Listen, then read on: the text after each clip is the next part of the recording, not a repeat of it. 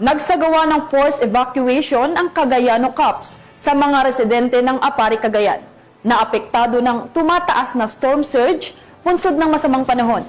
Layunin ng hakbang na ito na mailigtas ang mga kababayan natin sa posibleng panganib.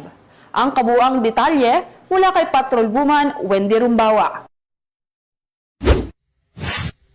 Sa kabila ng malakas na ulan at matinding hangin, mabilis at organisado ang isinagawang forced evacuation sa mga kabahayan na apektado ng malakas na storm surge sa Zone 5, Barangay Padaya, Apari, Cagayan, at tiniyak ng Cagayano Cops na ligtas na mailikas ang mga residente at maidala sa evacuation center nito lamang kasagsagan ng bagyong Nando kahapon ika-22 ng Setyembre ngayong taon. Pinangunahan ni Police Major Juniel A. Perez, Officer in Charge ng Apari Police Station, katuwang ang Municipal Disaster Risk Reduction and Management Office, Apari, at mga opisyales ng nasabing barangay.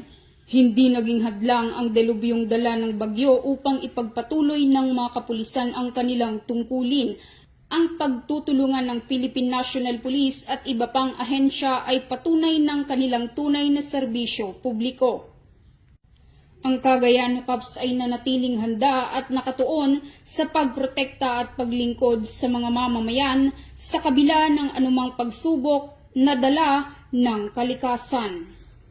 Mula dito sa Lambak ng Cagayan, ako ang inyong Police News Network Correspondent, Patrolwoman Wendy Rumbawa, alagad ng batas, tagataguyod ng balitang pulis.